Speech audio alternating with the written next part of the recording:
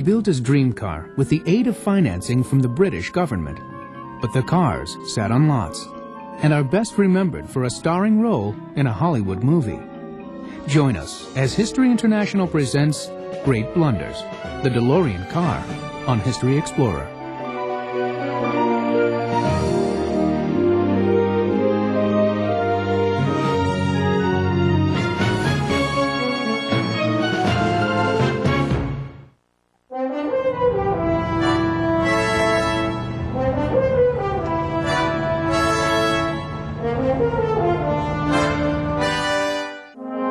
The automobile has been a great commercial success of the 20th century. It's now part of everyday life in many parts of the world. Some cars have been so successful they've become icons, like the Model T Ford.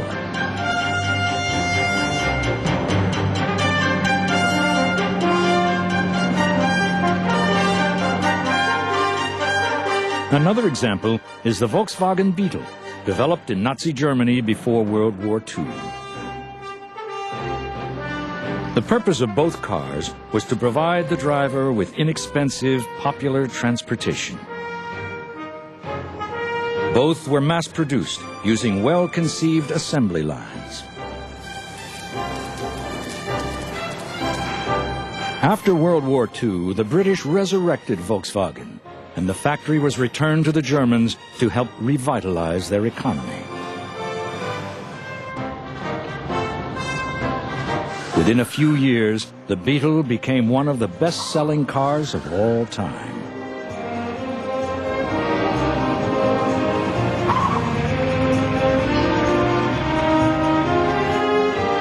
The Beetle remained in production for 50 years and became a symbol of the 60s. It is still a cult car today. But some cars symbolize the failure of the automobile industry to identify its market. The Ford Edsel was aimed at executives of the 1950s. Its revolutionary styling was the car's main selling point, but potential buyers were unimpressed, especially after its launch in a major automobile recession. The project was an expensive blunder. The DeLorean car, like the Edsel, was revolutionary in appearance, launched in the midst of a recession, and a sales failure. But it was not its creator, John DeLorean, who blundered. It was the British government. It backed the project with some $120 million of public money without investigating the project's viability. The British government then made things worse by not supervising the DeLorean Motor Company properly. All the money invested was lost. John DeLorean was a highly regarded figure in the American automobile industry. He began his career as an engineer for Packard in the 1950s. By the early 1970s, he was vice president of General Motors' North American car and truck divisions. He was favored to become the next president of the company. Instead, DeLorean stunned the industry in 1973 when he resigned and set up his own automobile business. The business was to be built around a revolutionary automobile DeLorean called an ethical sports car. Made of rust-proof materials, including fiberglass and stainless steel, the DeLorean would have safety features not found in other cars. It would be able to withstand head-on, rear, and side collisions.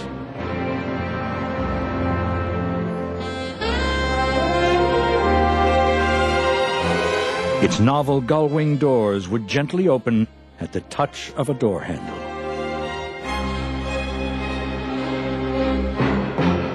And its rear-mounted engine would be rated at 130 horsepower. John DeLorean was a very good publicist, but he needed money to bring his project to fruition.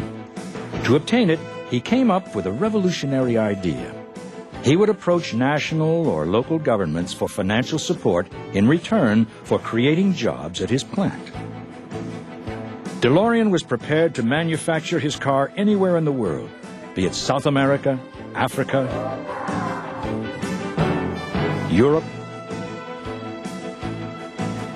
or Asia.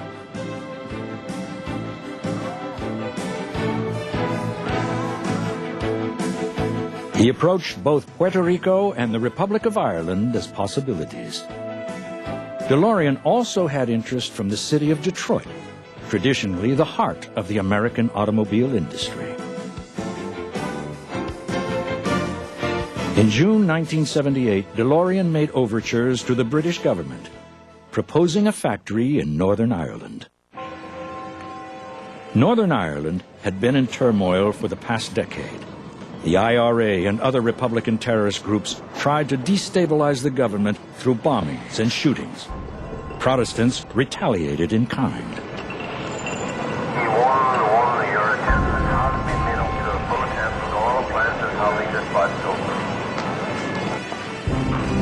It was clear to the British government that rising unemployment from bombed-out businesses was helping to foster discontent and increase violence. Against that backdrop, DeLorean's proposal appeared heaven-sent for the government. But he said he needed $85 million to set up production.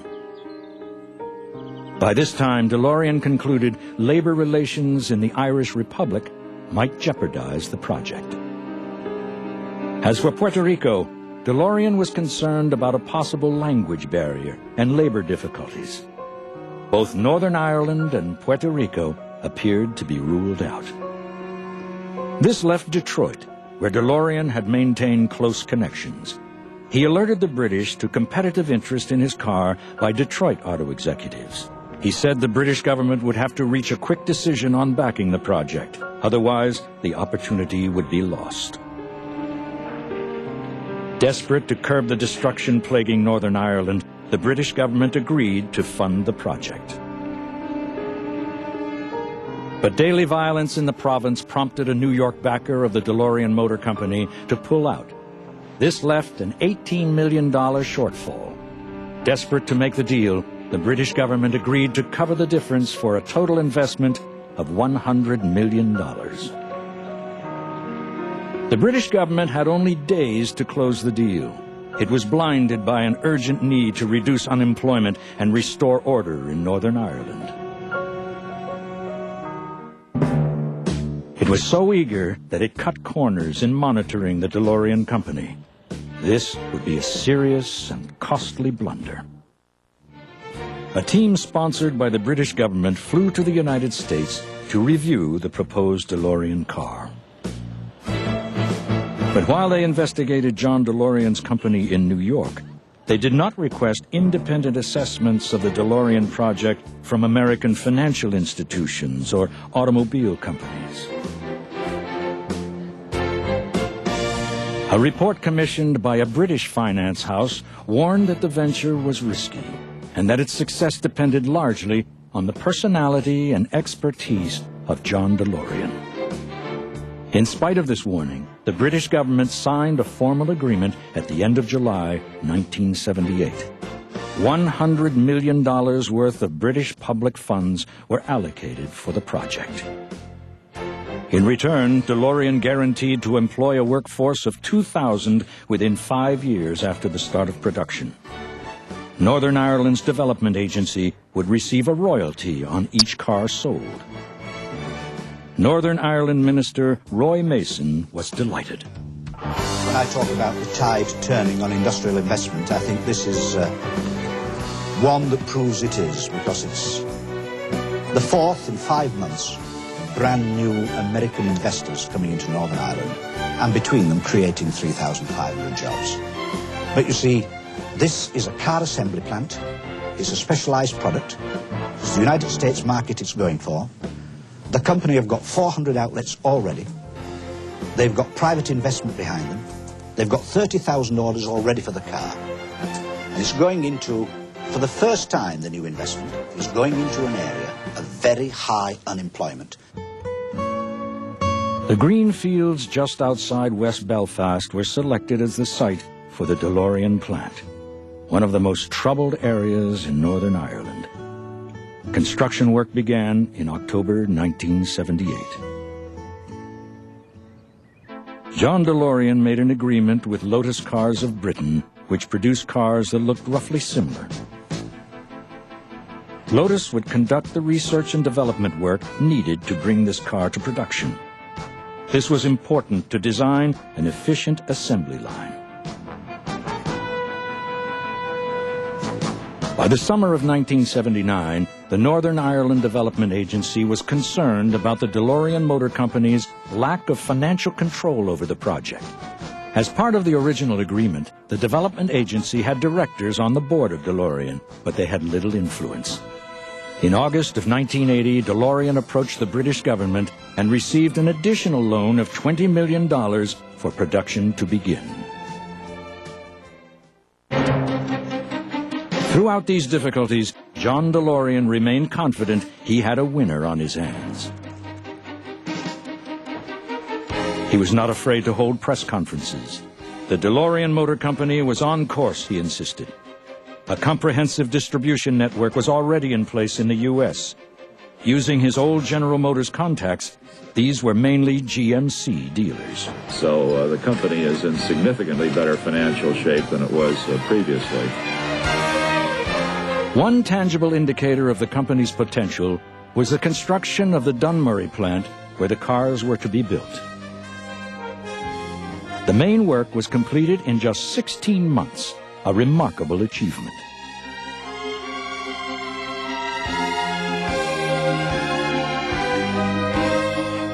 In February 1981, production of the DeLorean car finally began. Completed models were soon filling the plant's dispatch area.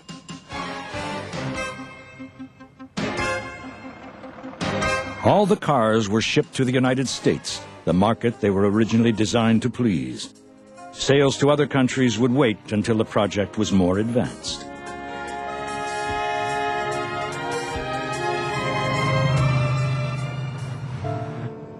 The cars were delivered to the west coast of the United States, where most of John DeLorean's retail outlets were located.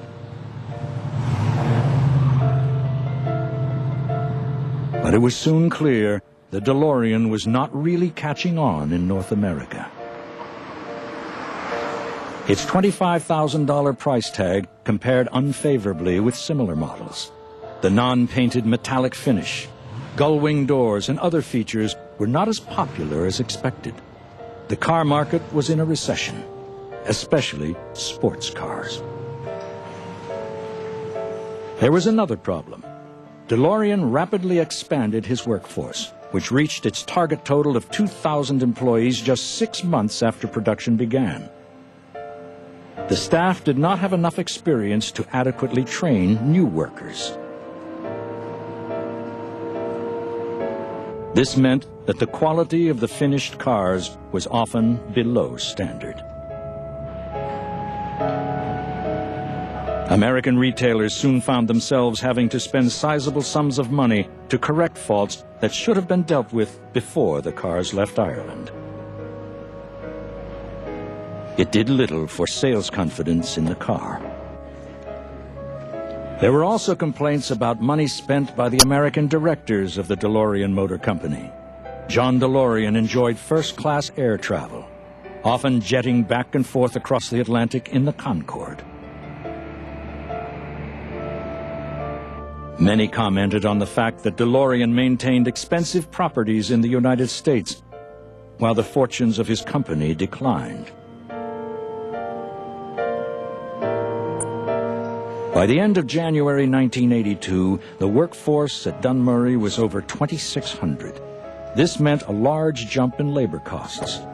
Just over 8,300 DeLorean cars had been produced, but fewer than half of the 7,400 shipped to America had been sold by retailers. The prospects of the revolutionary DeLorean car were beginning to look bleak. The creation of new jobs by John DeLorean and the government of Northern Ireland had not reduced violence there. In 1981, imprisoned IRA terrorists demanded to be treated as political prisoners and conducted prolonged hunger strikes. Supporters took to the streets.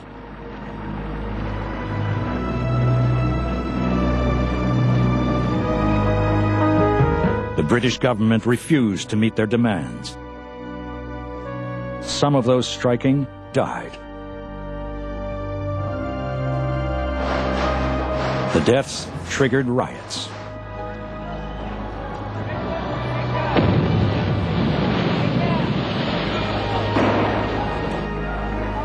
One of the properties damaged was John Delorean's offices in Belfast.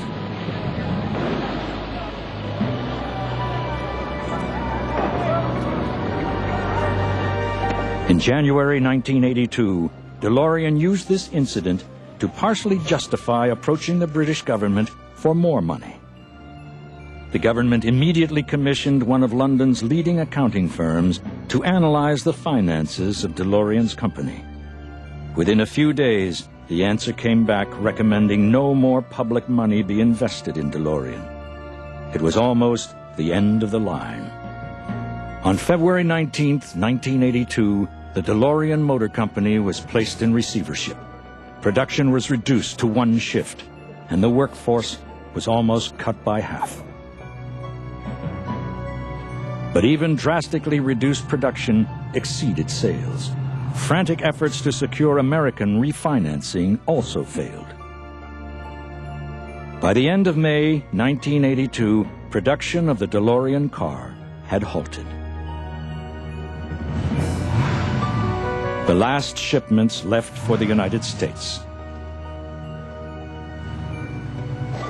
The rest of the workforce was dismissed. The machine tools that had been installed in the factory amid such high hopes were auctioned off. The British government, as the major shareholder, seized the body dies and had them destroyed. This ensured that no more Delorean cars would ever be built. All that was left was the factory shell. And ghosts.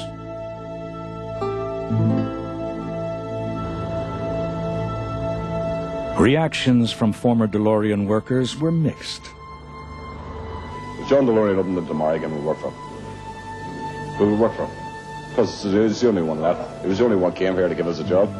If he come back again tomorrow, we'd work for him. If I were John Delorean, sitting across the table from you, what would you say to me? I don't know. I think I'd just punch you in the nose, you know? The dreams of British politicians and the lives of employees in Northern Ireland and John Delorean himself were shattered. What the British public now wanted to know was how 120 million of its tax dollars had been lost.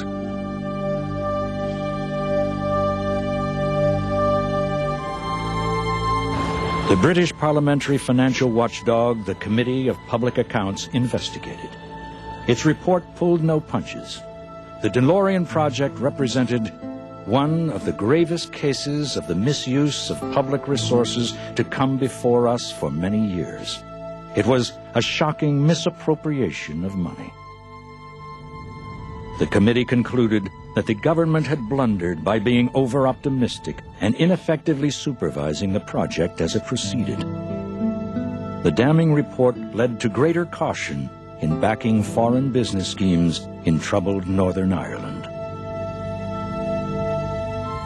As for John Delorean, he lost little personal money compared to what the British government invested in his car.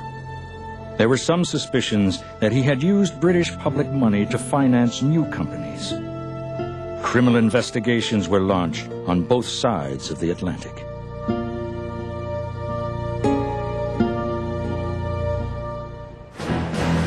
Undeterred by all this, John Delorean tried to launch a new automobile project. But he could not obtain the financial backing to bring it to fruition.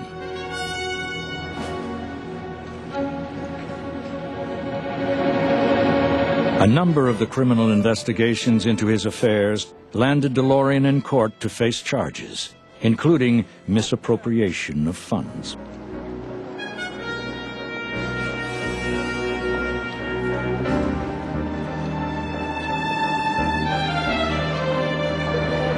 In every case, the ruling was that he committed no crime or wrongdoing. His character remained unblemished.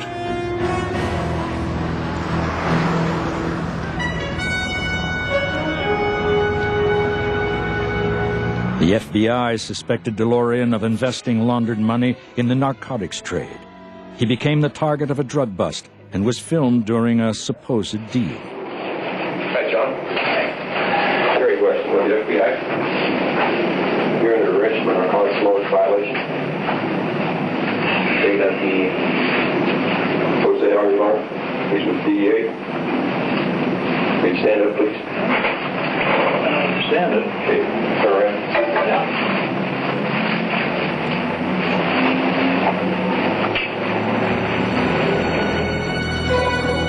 Again, he was found not guilty.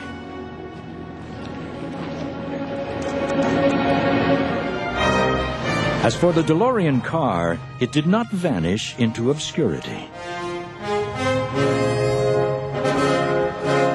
In 1985, director Robert Zemeckis released the film Back to the Future, starring a DeLorean car.